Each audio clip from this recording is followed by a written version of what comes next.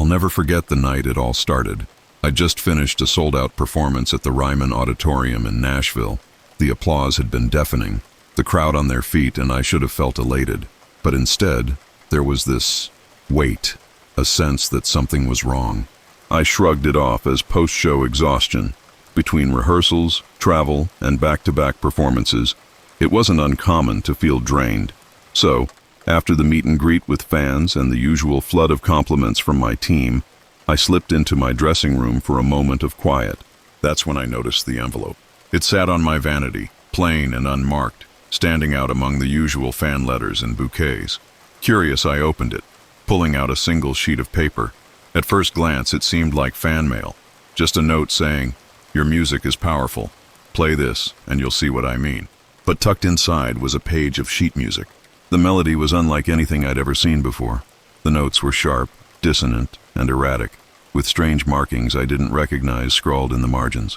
Something about it unsettled me, but I chalked it up to the odd composition.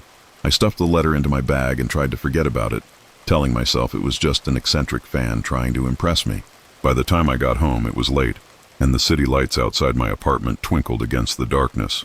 I set my bag down by the piano, intending to leave everything until morning, but the envelope caught my eye again. Why not, I thought. It was just music after all. The moment my fingers hit the keys, a shiver ran down my spine. The melody felt wrong, almost like it didn't belong on this earth. It was haunting, each note clashing with the next in a way that sent goosebumps up my arms. Halfway through, the room grew colder.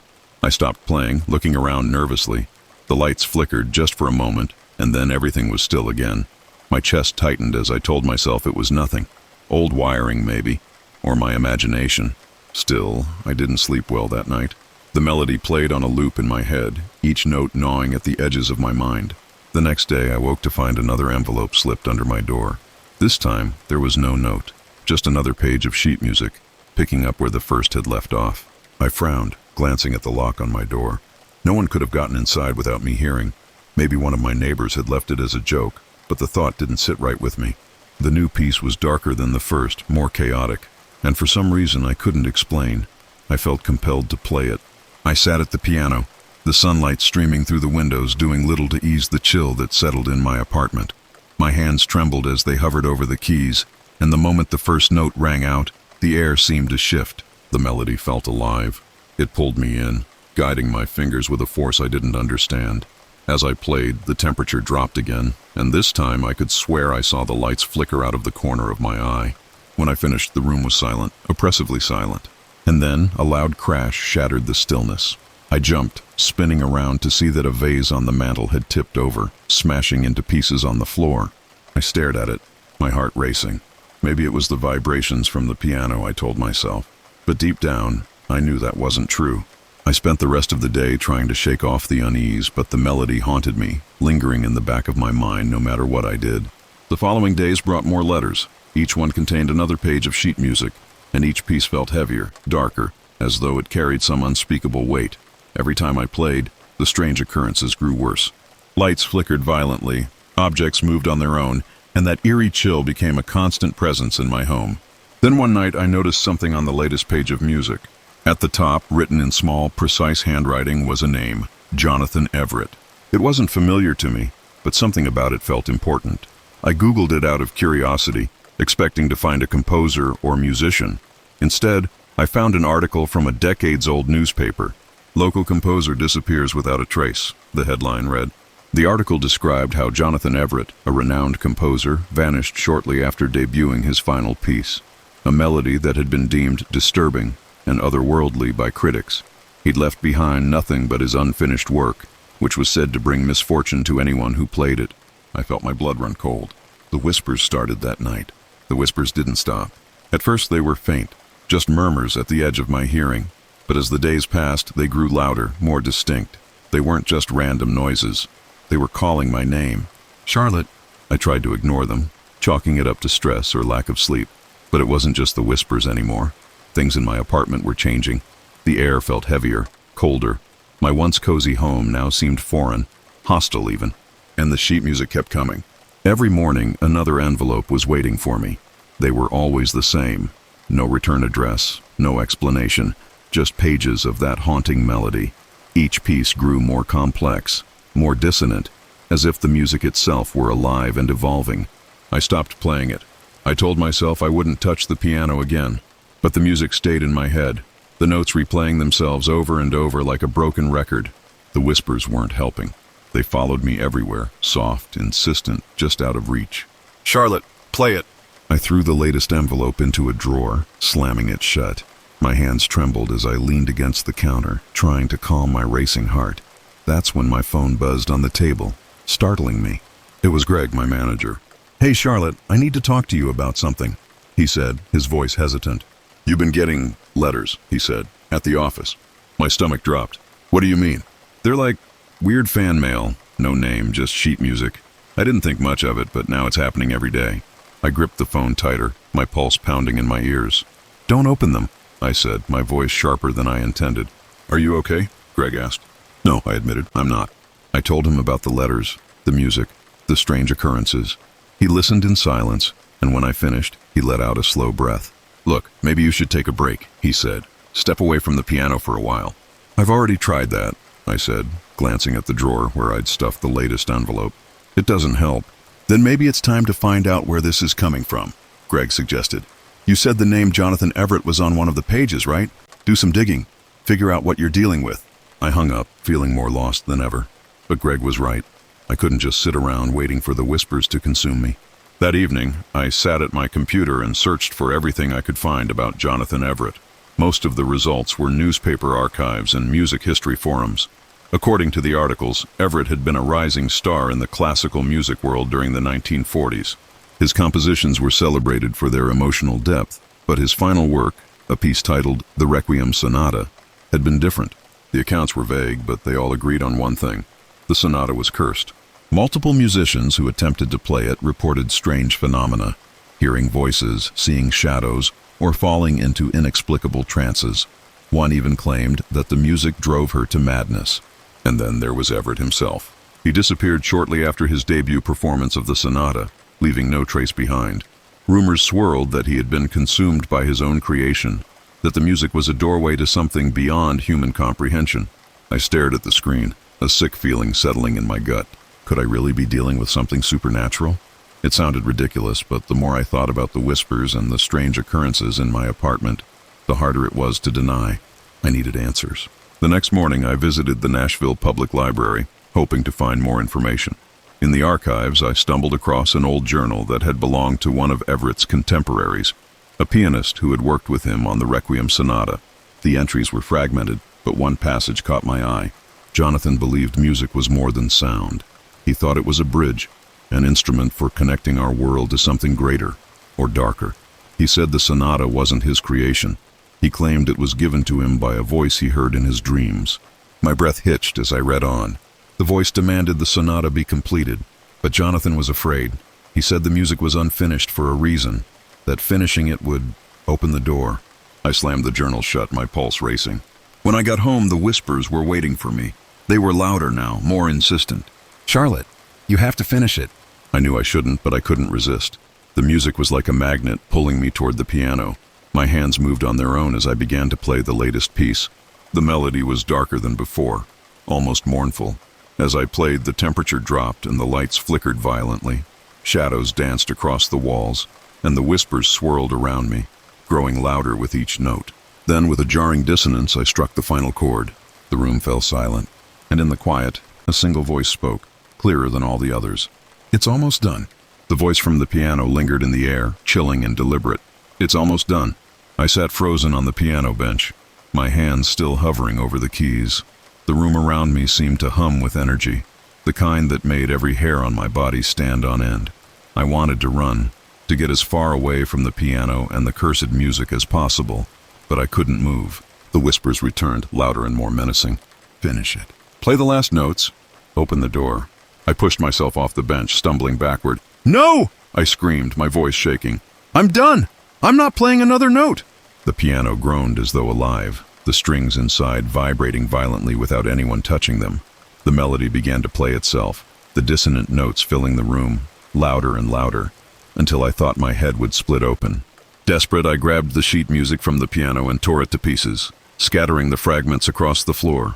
But the melody didn't stop. If anything, it grew stronger. "Charlotte," the voice hissed, no longer just a whisper. "You cannot deny what you are." The air grew impossibly cold, and the room darkened as though the shadows were swallowing the light. I backed away, my heart pounding. "What do you mean?" I demanded, my voice breaking. The shadows began to take shape, coalescing into a tall, looming figure with hollow eyes and elongated limbs. It stepped forward, its presence suffocating. "You are the key," it said, its voice echoing unnaturally. "You are him." I shook my head violently. "No, I'm not. I don't even know who you are." The figure tilted its head, a grotesque imitation of curiosity. "You are Jonathan Everett. The sonata is yours, unfinished, and now you must complete it." The room swirled around me as my knees buckled, the weight of the revelation crashing down on me. Reincarnation, that's what the voice meant. Somehow, I was the same soul as Jonathan Everett, and this thing had been waiting for me to finish what he started. The whispers became deafening now, a cacophony of voices screaming and pleading. My vision blurred as the figure extended its hand toward me, a wave of cold washing over me. "Finish the sonata," it demanded, "or lose yourself to madness." I fought against the pull of its words, my mind scrambling for a way out. My gaze fell on the torn pieces of sheet music scattered on the floor. They glowed faintly, as though the music itself was alive, waiting to be reassembled. And then I understood. The music was the trap, the tool that would let this thing fully cross into my world. "No," I said, my voice trembling but firm. "I won't play it. I won't let you in." The figure's hollow eyes burned with fury. The shadows in the room surged toward me, wrapping around my limbs, pulling me closer to the piano. "You have no choice," it growled. In a moment of desperation, I grabbed the closest object I could find, a heavy brass lamp from the side table, and swung it at the piano. The crash was deafening, the strings snapping with a sickening twang. The figure screamed, its form distorting as the melody faltered. The shadows around me recoiled, and for the first time, I felt like I could breathe. But it wasn't over. The whispers returned, angrier now, each one a sharp stab in my mind. The figure reformed, its presence even more menacing. "You cannot destroy the music," it hissed. "It is part of you, part of everything."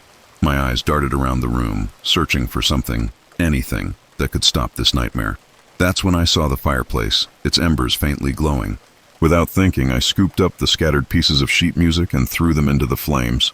The reaction was immediate. The shadows howled, the figure writhing as though it were being torn apart. The flames roared to life, consuming the paper in seconds, and with it, the oppressive energy in the room seemed to lift. The figure let out one final bone-chilling scream before dissolving into smoke. The whispers faded, replaced by a heavy silence. I collapsed onto the floor, my body trembling, tears streaming down my face. It was over. At least that's what I thought. As I sat there catching my breath, the faint sound of a single piano note echoed through the room. The single piano note hung in the air, faint but deliberate, like a taunt. My head snapped toward the piano, its lid still askew from when I'd smashed it with the lamp. It was impossible. The strings were broken, the keys splintered. There was no way it could still play. But the note came again, this time joined by another, then another. The melody was faint but unmistakable. The sonata was still alive. I stumbled to my feet, my entire body trembling. The fireplace crackled behind me, the last embers of the sheet music curling into ash, but the cursed melody continued, winding its way through the room as if played by an invisible hand. "You can't destroy it," a voice whispered in my ear. I spun around, but the room was empty. The shadows that had consumed the space before were gone, but their presence lingered, pressing against me like an unseen weight. I clutched my head, the melody drilling into my mind. It wasn't just in the room anymore. It was inside me, growing louder, more insistent with every passing second. I squeezed my eyes shut, trying to block it out, but it only made things worse. The world around me twisted, and suddenly I wasn't in my apartment anymore. I stood in a vast, empty concert hall.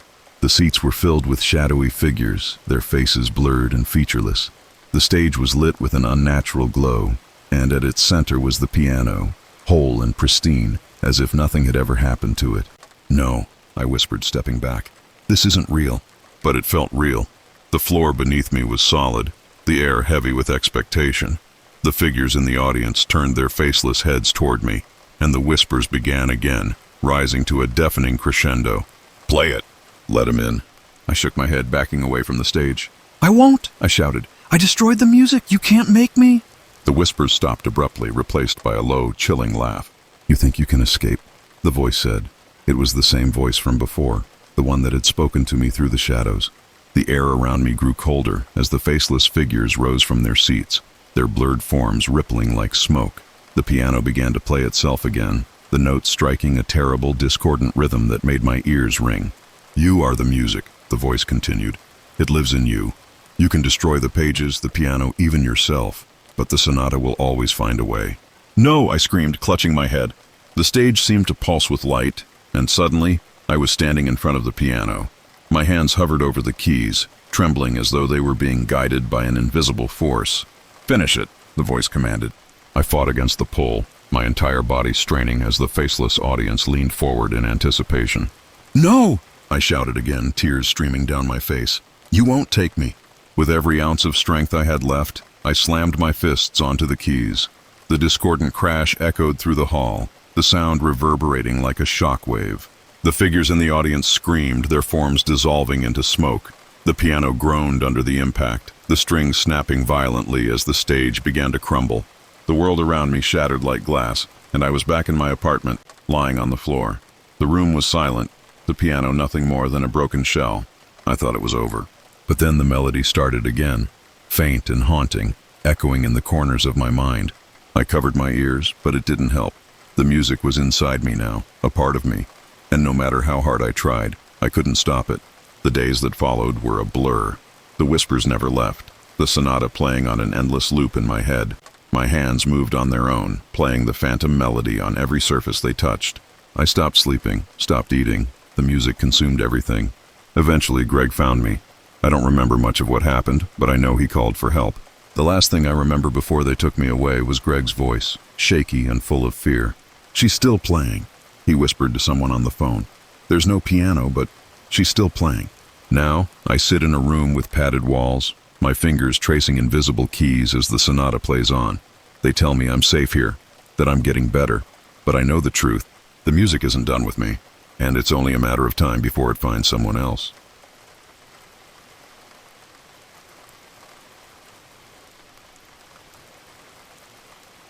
Mondays are usually slow, predictable days at my practice.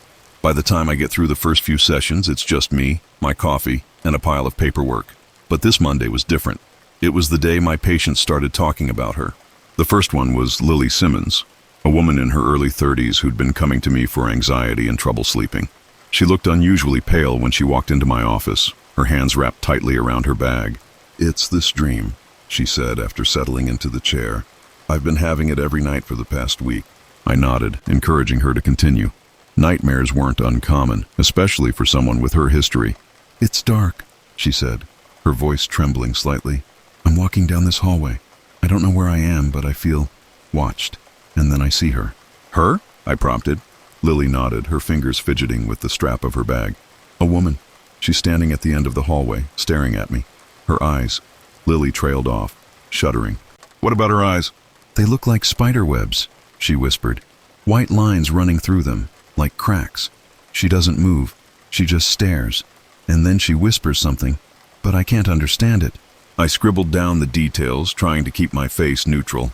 Nightmares often reflected unresolved fears or anxieties. This one, while vivid, didn't seem all that unusual. At least, not yet. I reassured Lily, gave her some breathing exercises, and we scheduled her next session. But then, a few hours later, Mark Reeves sat in the same chair and described the exact same dream. It's the eyes, he said, his voice low. They're all wrong, like spiderwebs. And the hallway, I can't leave it. She just stares at me. By the time my third patient mentioned the same woman that week, I was starting to feel uneasy. None of these people knew each other. None of them had overlapping social circles or shared experiences. And yet, here they were, describing the same nightmare. It couldn't be a coincidence. By Friday, I'd heard the story 6 times. Each patient added a new detail. The faint sound of footsteps in the hallway, the sensation of being trapped, the whispers that no one could quite understand. That night, I stayed late at the office, reviewing my notes. The building was quiet, the faint hum of the air conditioning the only sound. But even that couldn't distract me from the unease creeping up my spine. As I flipped through my notes, the lights flickered. It wasn't uncommon for the old building. but this time it was followed by a faint tapping sound. I froze, the pen slipping from my hand. The tapping grew louder, rhythmic and deliberate, coming from the corner of the room. Slowly, I turned my head. Nothing. I let out a shaky laugh, brushing it off as nerves. But when I turned back to my desk, my heart stopped. There, in the middle of my notepad, was a photograph I hadn't put there. It was black and white, the edges curled and worn. The image showed a large building, its facade imposing and weathered. Above the entrance was a faded sign that read, Wisteria Hills Asylum. I stared at the photo, my pulse pounding. I'd never seen it before. And then I noticed the writing. Scrawled across the bottom in jagged letters was a single sentence. She's waiting for you. The room seemed to close in around me. I grabbed the photo, shoving it into my bag before shutting off the lights and locking up for the night. But even as I drove home, the image of the asylum burned in my mind. I didn't sleep that night. The photograph wouldn't leave my mind. By the time I arrived at my office the next morning, I was already searching online for any mention of Wisteria Hills Asylum. The internet turned up little, a few grainy pictures, vague references in local forums, and one article about its closure in the early 1980s. The asylum, it seemed, had a grim reputation. The state shut it down after numerous reports of abuse, patient disappearances, and experimental treatments that bordered on torture. But that was all public record. What gnawed at me was the question of why the photograph had appeared in my office and what connection it had to my patients. I decided to dig deeper. After my last session, I drove to the Savannah Historical Society.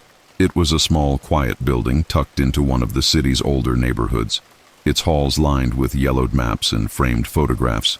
I approached the front desk, where an elderly librarian peered at me over her glasses. "I'm looking for information on Wisteria Hills Asylum," I said, keeping my tone casual. The librarian's face clouded, and she pursed her lips. "That's an old story," she said, her voice low.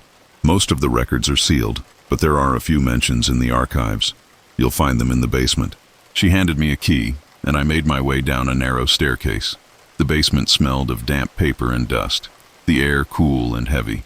Rows of metal shelves stretched into the dimly lit space, their contents haphazardly organized. After nearly an hour of searching, I found a box labeled Wisteria Hills, Miscellaneous Records. Inside were newspaper clippings, old photographs, and handwritten notes. One article caught my eye. Asylum shuts doors amid scandal.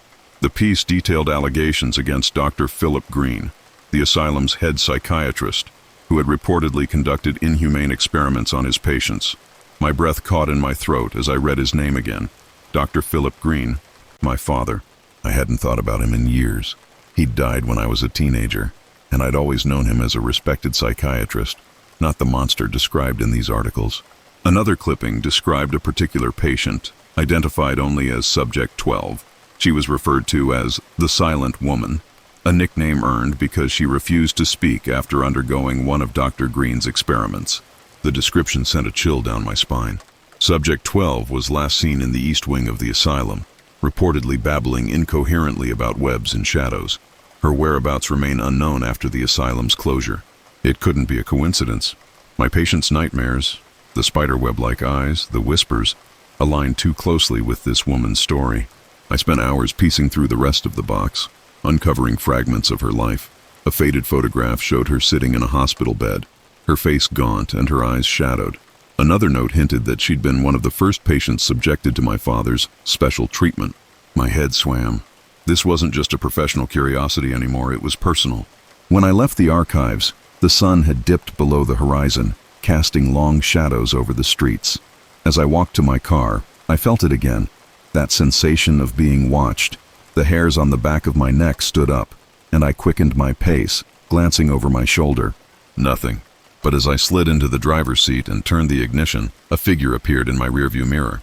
It was faint, almost like a smudge, but I could make out the silhouette of a woman standing just beyond the edge of the streetlight's glow. Her head tilted slightly, as though she were watching me. I spun around, my heart racing, but the street was empty. I drove home, gripping the wheel tightly, every shadow on the road stretching too long, every flicker of light making my chest tighten. When I finally pulled into my driveway, I sat there for a moment, trying to catch my breath. Inside, my apartment was quiet, too quiet. I set my bag on the kitchen counter and turned on the light, half expecting to see her again. But the room was empty. I reached into my bag to retrieve the photograph of the asylum, but instead I pulled out something else. It was a small, leather-bound journal that I hadn't seen before. Flipping it open, I recognized the handwriting immediately. It was my father's. The first entry was dated 1975, and it described his early experiments with patients. The writing was clinical at first, detailing methods and results, but as I read further, his tone shifted. The entries became fragmented, erratic. One page stood out, written in bold, jagged letters. The eyes. They never stop watching. I hear her every night, whispering, begging. She knows what I did. I slammed the journal shut, my hands trembling. The air around me felt heavy, almost suffocating, and I couldn't shake the feeling that I wasn't alone. Then I heard it. A faint tapping sound coming from the corner of the room. I turned slowly, my breath hitching in my throat. There, just beyond the edge of the light, was the silhouette of a woman. Her eyes glowed faintly, white lines spreading across them like spiderwebs. The woman didn't move. She stood in the shadowed corner of my living room, her spiderweb-like eyes glowing faintly. My heart pounded in my chest as I froze, too afraid to speak, too terrified to breathe. "Who are you?" I finally whispered, my voice shaking. She tilted her head slightly, as if considering me. Then she stepped forward, and the lights flickered. The air grew heavy, pressing against my chest, making it harder to breathe. Her lips didn't move, but I heard her voice, soft, chilling, and echoing inside my head. "You know who I am, Allison?" "No," I stammered, backing away. "I don't." She stopped just short of the circle of light cast by the overhead lamp. Her face was gaunt, her hollow cheeks framed by tangled, lifeless hair, but it was her eyes that held me in place, those shattered, glowing orbs that seemed to pierce straight through me. "You were there," she said. The room spun, memories flashing through my mind like jagged shards of glass. A hallway, the hum of fluorescent lights, the echo of distant screams. I shook my head, trying to push them away. "I was a child," I whispered. "I didn't know." Her expression didn't change, but the air around her seemed to ripple with anger. The tapping sound started again, rhythmic and deliberate, coming from every corner of the room. "You saw what he did," she hissed. "You watched." I clutched the edge of the kitchen counter, struggling to keep my balance. The memories were coming back now, clearer and more painful with each passing second. I was 5 years old, hiding behind a door in the east wing of the asylum. My father was there, his voice calm and authoritative as he spoke to someone in the next room. I peeked through the crack and saw her, Subject 12, strapped to a chair, her head tilted back, her mouth open in a silent scream.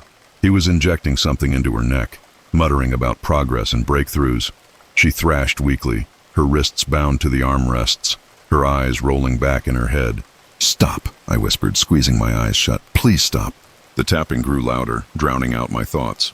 "You didn't stop him," the woman said, her voice like shards of ice. "You let him make me this." Tears streamed down my face as I sank to the floor. "I was a kid," I sobbed. "I didn't understand what was happening. I couldn't have done anything." "You could have remembered," she said, stepping closer. Her face was inches from mine now, her cold breath brushing against my skin. "But you buried it, forgot me, and now you bring others into my web." Her words hit like a punch to the gut. My patience. They were caught in this, because of me, because of what my father had done, and my connection to it. "What do you want from me?" I asked, my voice trembling. "I want the truth," she said.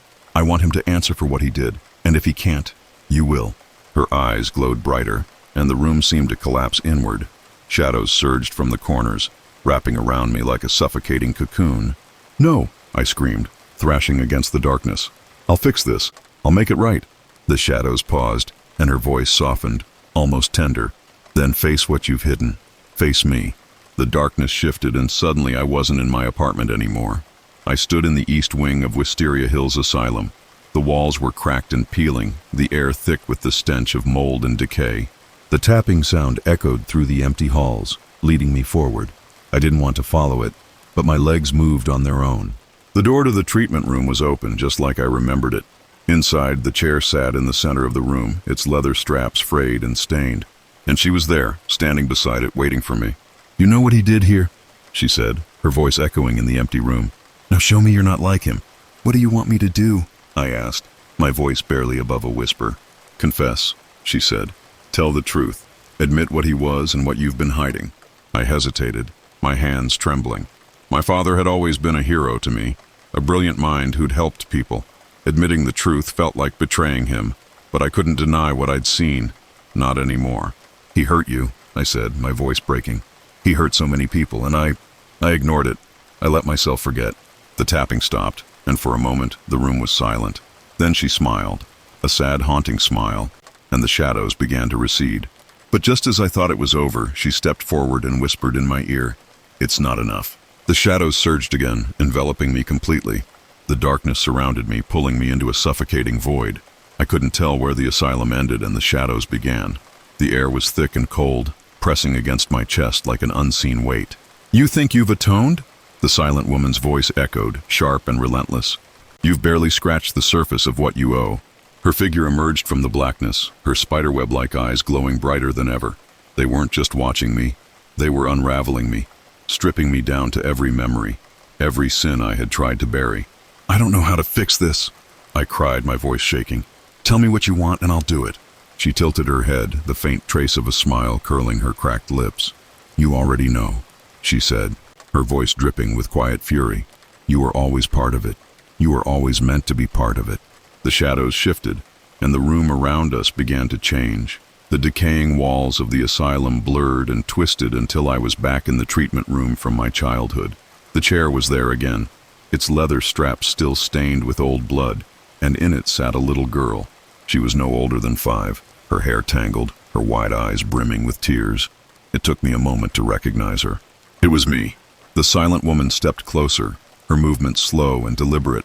She placed a hand on the child's shoulder, her long, bony fingers curling around her neck. "You watched it happen," she said, her voice low and menacing. "You heard the screams. You did nothing." "I was a child," I shouted, tears streaming down my face. "I didn't understand what he was doing." "But you understand now," she hissed. Her hand tightened on the child's shoulder, and the girl whimpered, "And you will take responsibility." I fell to my knees, the weight of her words crushing me. The memories I had buried for so long came flooding back. The experiments, the screams, the way my father had dismissed the horrors he inflicted as necessary progress. "I'm sorry," I whispered, my voice breaking. "I'm so sorry for what he did to you, for what I let happen." The silent woman's expression softened, just for a moment, but then her glowing eyes narrowed and the shadows surged forward, wrapping around the child, wrapping around me. "You can't undo what's been done," she said, "but you can pay the price." The room trembled and I felt the shadows pulling me down, their cold tendrils wrapping around my arms, my legs, my throat. "Wait," I gasped, struggling against the darkness. "If you take me, will it stop? Will the nightmares stop?" The silent woman tilted her head again, considering my words. "For now," she said. The shadows tightened their grip, dragging me closer to the void. My mind raced, panic coursing through me as I realized what I was agreeing to. But I couldn't let this curse continue. I couldn't let more people suffer because of my father's sins, or mine. "Do it," I said, my voice steady despite the fear coursing through me. "Take me." The silent woman's smile widened, and the darkness swallowed me whole. The darkness surrounded me, pulling me into a suffocating void. I couldn't tell where the asylum ended and the shadows began. The air was thick and cold, pressing against my chest like an unseen weight. "You think you've atoned?" The silent woman's voice echoed, sharp and relentless. "You've barely scratched the surface of what you owe." Her figure emerged from the blackness, her spiderweb-like eyes glowing brighter than ever. They weren't just watching me, they were unraveling me, stripping me down to every memory, every sin I had tried to bury. "I don't know how to fix this," I cried, my voice shaking. "Tell me what you want and I'll do it." She tilted her head, the faint trace of a smile curling her cracked lips. "You already know," she said, her voice dripping with quiet fury. "You were always part of it. You were always meant to be part of it." The shadows shifted, and the room around us began to change. The decaying walls of the asylum blurred and twisted until I was back in the treatment room from my childhood. The chair was there again, its leather straps still stained with old blood, and in it sat a little girl. She was no older than 5, her hair tangled, her wide eyes brimming with tears. It took me a moment to recognize her. It was me. The silent woman stepped closer, her movements slow and deliberate. She placed a hand on the child's shoulder, her long, bony fingers curling around her neck. "You watched it happen," she said, her voice low and menacing. "You heard the screams. You did nothing." "I was a child," I shouted, tears streaming down my face. "I didn't understand what he was doing." "But you understand now," she hissed. Her hand tightened on the child's shoulder, and the girl whimpered, "And you will take responsibility." I fell to my knees, the weight of her words crushing me. The memories I had buried for so long came flooding back. The experiments, the screams, the way my father had dismissed the horrors he inflicted as necessary progress. "I'm sorry," I whispered, my voice breaking. "I'm so sorry for what he did to you, for what I let happen." The silent woman's expression softened, just for a moment, but then her glowing eyes narrowed and the shadows surged forward, wrapping around the child, wrapping around me. "You can't undo what's been done," she said, "but you can pay the price." The room trembled and I felt the shadows pulling me down, their cold tendrils wrapping around my arms, my legs, my throat. "Wait," I gasped, struggling against the darkness. "If you take me, will it stop? Will the nightmares stop?" The silent woman tilted her head again, considering my words. "For now," she said. The shadows tightened their grip, dragging me closer to the void. My mind raced, panic coursing through me as I realized what I was agreeing to. But I couldn't let this curse continue. I couldn't let more people suffer because of my father's sins, or mine. "Do it," I said, my voice steady despite the fear coursing through me. "Take me." The silent woman's smile widened, and the darkness swallowed me whole. When I woke up, I wasn't in the asylum anymore. I wasn't anywhere. The silence was absolute, pressing against me like a physical force. I tried to speak, but no sound came out. I tried to move, but my body felt weightless, untethered. I was part of it now, part of the shadows, part of her web. And yet I felt a strange sense of peace. I had made my choice. I had stopped the nightmares, at least for now. But peace doesn't last forever. 2 weeks later, a new therapist took over my practice. She was young, eager, and ready to help. Her first patient sat in the same chair Lily had occupied, twisting her hands nervously in her lap. "I've been having this dream," the patient said, her voice trembling. "There's this woman, and her eyes look like spiderwebs." The silent woman's curse had found its next victim.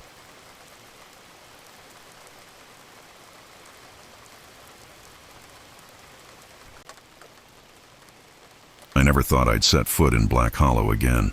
Growing up, I always believed leaving that place was the smartest thing I'd ever done. But life has a funny way of pulling you back to the things you've tried so hard to leave behind. This time, it wasn't a choice. It was my mother. Margaret Grayson, eccentric, distant, and, if I'm honest, a bit terrifying, had died, leaving me the sole heir to Whispering Pines, the old family mansion tucked away in the middle of a dark forest. The drive up the winding road to the house felt endless.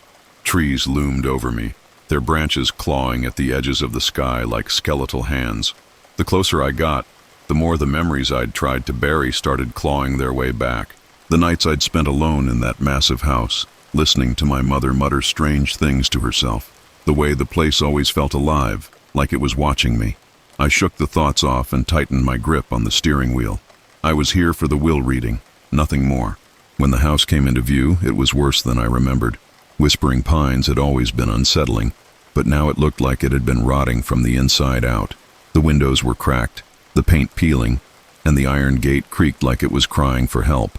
I killed the engine, sat there for a moment, and told myself this was just a house, bricks and wood. It didn't have any power over me. The first thing that hit me when I stepped inside was the smell, like damp wood and something metallic, almost like blood. The second thing was the silence. It wasn't peaceful. It was oppressive, the kind of quiet that pressed on your chest and made it hard to breathe. The air felt thicker in there, heavier. I was unpacking my bag when there was a knock at the door. It was Claire Holloway, a name I hadn't heard in years. She looked older, of course, but still had that sharpness in her eyes that I remembered from when we were kids. Claire was now a historian, specializing in small-town folklore. She offered her condolences but didn't linger on the niceties. Instead, she jumped straight into asking why I'd come back. "Your mother kept to herself in her later years," Claire said, leaning against the doorframe. "But people in town talk, Ethan. They always do. They said she was working on something dangerous." I laughed it off, even though her words sent a chill down my spine. "She was just my mom. She was always into weird things. You remember." Claire didn't smile. She just nodded and left me with a warning. "Be careful in there. That house has a way of getting under your skin." That night, I barely slept. The wind outside made the house groan, and every creak of the floorboards sounded like footsteps. Around 2 a.m., I heard it, the unmistakable sound of whispering. It was faint at first, almost like the house was breathing. Then it got louder, clearer. It was coming from the walls. I got up and followed the sound, my heart pounding in my ears. It led me to my mother's study, a room I hadn't been in since I was a kid. The whispers stopped the moment I opened the door. The room was just as I remembered. Dusty shelves filled with books on the occult, stacks of yellowed papers, and her old desk cluttered with strange trinkets. That's where I found it. Her diary. It was lying open, as if it had been waiting for me. The entries were erratic, her handwriting shaky and uneven. She wrote about the Wraith of the Crimson Thread, an entity that had haunted the Grayson family for generations. She claimed it lived in the house, feeding off the family's pain and keeping its grip on us through whispers and nightmares. One entry caught my attention more than the others. She'd written, "Whatever you do, Ethan, don't open the door to the attic. Promise me." I closed the diary and sat there for a long time, staring at the words. I didn't remember ever making such a promise to her, but the warning felt personal, like she was speaking to me directly through time. I should have left it at that. I should have taken her advice, packed my bag, and driven as far away from Whispering Pines as I could. But something inside me, curiosity, defiance, or maybe just plain stupidity, wouldn't let it go. I started searching the room, and that's when I found the key. It was hidden under a loose floorboard beneath her desk. It felt heavy in my hand, like it carried more weight than it should. I knew exactly where it fit. The attic door. I didn't realize it at the time, but that moment changed everything. The key felt cold in my hand as I stood at the base of the attic stairs. The silence in the house pressed against me, broken only by the faint creaking of the floorboards beneath my feet. I tried to tell myself it was just an old house. Wood expands and contracts, right? But the chill that ran down my spine told me otherwise. Something about this place was alive, or at least aware. The attic door loomed at the top of the stairs like it was daring me to open it. I climbed the steps slowly, each one groaning under my weight. The whispers I'd heard the night before were gone, but their absence felt worse, like the house was holding its breath, waiting for me to make the first move. When I reached the door, I hesitated. My mom's words echoed in my mind. "Whatever you do, Ethan, don't open the door to the attic." But the key was already in my hand, and something about that warning only made me want to know what she'd been hiding. With a deep breath, I slid the key into the lock. It turned smoothly, as if the door had been waiting for this moment. The attic was dark, the air thick with dust and the smell of mildew. I fumbled for the light switch, but nothing happened. My phone flashlight would have to do. The narrow beam illuminated boxes stacked haphazardly against the walls, old furniture draped in white sheets, and cobwebs thick enough to feel like curtains. Then I saw it. Hanging on the far wall, illuminated by the pale glow of my flashlight, was a massive tapestry. It was unlike anything I'd ever seen before, intricate and haunting. Thick crimson threads wove together a chaotic scene of twisted faces, gnarled hands, and figures that seemed to be struggling against the fibers holding them in place. The threads glistened, almost as if they were wet. I stepped closer, my pulse quickening. The figures weren't just random, they felt familiar. Their faces bore a striking resemblance to the Graysons I'd seen in old family photos scattered around the house. My grandfather, my aunt, even my mother, they were all there, their expressions frozen in anguish.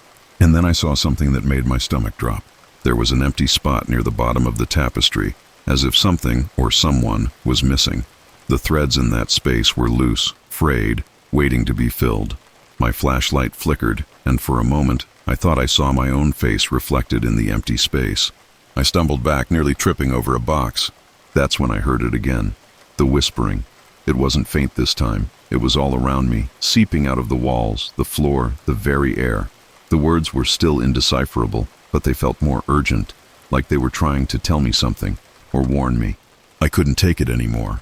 I bolted out of the attic, slamming the door shut behind me and locking it. My heart was pounding so hard it felt like it might burst out of my chest. But the whispering didn't stop. It followed me down the stairs, growing louder with every step. It only stopped when I reached the kitchen, where I found Claire waiting for me. "Jesus, Ethan," she said, startled by my disheveled appearance. "What happened?" I didn't know how to explain it to her without sounding insane. Instead, I just muttered, "The attic. There's something wrong up there." Claire's face went pale. She glanced toward the ceiling, as if she could hear whatever I had just experienced. "You went up there? Ethan, you weren't supposed to." "I found this tapestry," I interrupted. It's alive, Claire. And I swear to God I saw—" "A tapestry?" She cut in, her voice tight. "What does it look like?" I described it to her as best I could, watching as her expression shifted from shock to something closer to fear. She sat down heavily at the kitchen table and ran a hand through her hair. "There's an old story," she began, her voice barely above a whisper, "about the Grayson family. People in town used to say your family was cursed, that something in this house, something in the attic, has been feeding on your bloodline for generations." "Feeding?" I repeated, my throat dry. She nodded. "The crimson thread. It's more than just a story, Ethan. If the tapestry is what I think it is, it's a kind of anchor. It binds this entity, this wraith, to your family. And if what you're saying is true, then it's not finished." "What does that even mean?" I asked, my voice rising. "What the hell does it want?" Claire didn't answer right away. Instead, she looked at me with a mixture of pity and fear. "I think it wants you." Her words hit me like a punch to the gut. For a moment, I couldn't breathe. All I could think about was the empty space on the tapestry and the way it seemed to be waiting for something, or someone. That night, the whispering didn't stop. If anything, it got louder. And I realized something else. It wasn't just the house. It was me. The whispers were inside my head. I didn't sleep that night. The whispers were relentless, like a swarm of voices crawling through my skull. Every time I closed my eyes, I saw that tapestry, the crimson threads, the twisted faces, the empty spot that felt like it was calling my name. By the time the first rays of sunlight seeped through the cracked windows, I'd made up my mind. I couldn't just ignore this. Whatever was happening, whatever this thing was, it had to end. Claire showed up just after sunrise. I hadn't called her, but it was like she knew I needed her. She took one look at me, dark circles under my eyes, hands shaking, and sighed. "Ethan, you look like hell. Did you sleep at all?" I shook my head. "No, and I'm not going to until I figure out what's happening in this house." Her eyes flicked toward the ceiling, to where the attic door loomed above us like a threat. "You're not going back up there, are you?" "I have to," I said. "There's something in that attic, Claire. That tapestry. It's connected to whatever's happening. I need to know what it is." She hesitated, but finally nodded. "If you're going, I'm coming with you." We armed ourselves with whatever we could find. An old fire poker, a flashlight, even a rusty kitchen knife. It felt ridiculous, but I wasn't about to go in unprepared. Together we climbed the stairs to the attic. With every step, the air grew heavier, colder. By the time we reached the door, I could see my breath hanging in the air. I unlocked the door, and the whispers surged. They weren't coming from the walls anymore. They were coming from the tapestry itself. The figures seemed to writhe, their faces twisting in silent screams as the threads pulsed with a sickening red glow. The empty spot was bigger now, the loose threads unraveling like they were reaching out for me. Claire froze in the doorway, her face pale. "Ethan, we shouldn't be here." "We don't have a choice," I said, my voice shaking. "This thing, it's not going to stop until it gets what it wants." "And what does it want?" she asked, her voice barely above a whisper. I didn't answer because deep down, I already knew. It wanted me. I stepped closer to the tapestry, the whispers growing louder with every step. My flashlight flickered, and for a moment, the room was plunged into darkness. When the light came back on, the tapestry had changed. The empty spot was no longer empty. My face was there, twisted in terror, the crimson threads weaving around me like chains. I stumbled back, my heart pounding. "It's me," I choked out.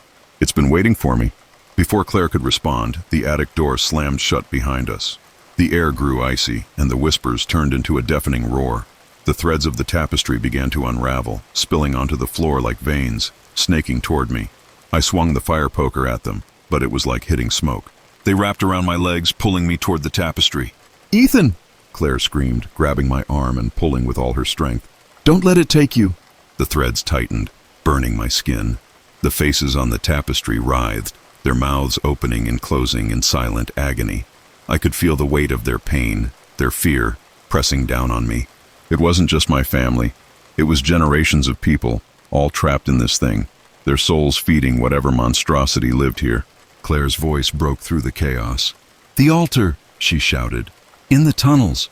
You said there was an altar. Maybe it's the source." It was a long shot, but it was all we had. "Go!" I yelled. "I'll hold it off." "I'm not leaving you," she shot back, tears streaming down her face. "Just go, Claire," I screamed, shoving her toward the door. "Find the altar and destroy it." She hesitated for a moment, then turned and bolted down the stairs. The threads yanked harder, pulling me to my knees. The whispers were inside my head now, a cacophony of voices telling me to give up, to surrender. They promised peace, freedom from the pain, if I just let go. But I couldn't, I wouldn't. I grabbed the fire poker and plunged it into the tapestry. The threads recoiled, shrieking like living things. But they didn't let go. The room was spinning, the walls warping and twisting as the entity fought back. I felt myself being pulled closer to the tapestry, the crimson glow swallowing everything around me. Then, suddenly, the whispers stopped. There was a blinding flash of light, and I was thrown backward. When I opened my eyes, Claire was standing in the doorway, a broken piece of the altar in her hands. The tapestry was burning, the crimson threads curling and blackening as the flames consumed them. "Did it work?" I asked, my voice barely a whisper. Claire nodded, tears streaming down her face. "It's over, Ethan. It's over." But as I looked at the burning tapestry, I couldn't shake the feeling that it wasn't. Something about the way the threads writhed in the flames, the way the faces seemed to scream silently, told me this wasn't the end. Not yet. I wanted to believe it was over. Watching the tapestry burn should have been a relief, a victory, but it wasn't. The way those crimson threads twisted and writhed in the flames, like they were alive, left me with a gnawing sense of dread. Whispering Pines wasn't done with me. Claire and I stumbled out of the attic, coughing from the smoke and covered in soot. The house felt different, quieter, heavier, like it was holding its breath. For a moment, we stood in the hallway, too stunned to speak. Then, from somewhere deep below us, I heard it. A low, guttural groan, like the house itself was waking up. "We need to leave," Claire said, grabbing my arm. Her voice was shaking. "Now." I wanted to agree, but something stopped me. The house wasn't letting us go. The groan turned into a rumble, and the floor beneath us started to tremble. The walls cracked, splitting open to reveal crimson threads writhing like veins. They slithered toward us, alive and hungry. "Run!" I shouted, dragging Claire down the stairs. We barely made it to the ground floor before the threads caught up with us, bursting through the walls and ceiling. They weren't just chasing us, they were herding us, forcing us toward the basement. Every door slammed shut as we ran, every path cut off except the one leading downward. "This isn't right," Claire gasped. "Why is it leading us here?" I didn't have an answer. All I knew was that the house wanted us in the basement, and that terrified me more than anything else. But we had no choice. The threads were closing in, pushing us closer and closer to the stairs. When we reached the basement, the air was suffocating, thick with the stench of decay and something metallic, blood. My flashlight flickered as we descended, casting long, jagged shadows on the walls. At the bottom of the stairs, we found it, the altar. It was worse than I remembered. The stone was slick with something dark and viscous, and the symbols carved into its surface seemed to glow faintly in the dim light. Around it, the crimson threads pulsed like they were alive, converging on the altar in a tangled, throbbing mass. "This is it," Claire whispered. "This is the source." Before I could respond, the threads lashed out, wrapping around my legs and pulling me toward the altar. I screamed, trying to fight them off, but they were too strong. Claire grabbed the fire poker and swung it wildly, cutting through the threads, but they just kept coming. "You have to destroy it," I shouted. "The altar! Break it!" Claire hesitated for a split second, then raised the fire poker and brought it down on the altar with all her strength. The stone cracked, a deep, resonating sound that shook the entire house. The threads recoiled, writhing in agony, but they didn't let go. "Again!" I screamed. "Do it again!" She struck the altar a second time, then a third. With each blow, the cracks spread, and the glow from the symbols grew brighter, blinding.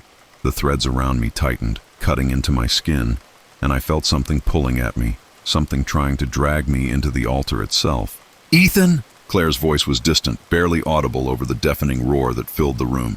"Don't let go!" I clung to her hand with everything I had, but the pull was too strong. The threads were winning, dragging me closer to the altar, closer to whatever hellish void lay beyond it. In that moment, I knew there was only one way to stop it. "You have to go," I said, my voice breaking. "Get out of here. Save yourself." "No!" Claire screamed, her grip tightening. "I'm not leaving you!"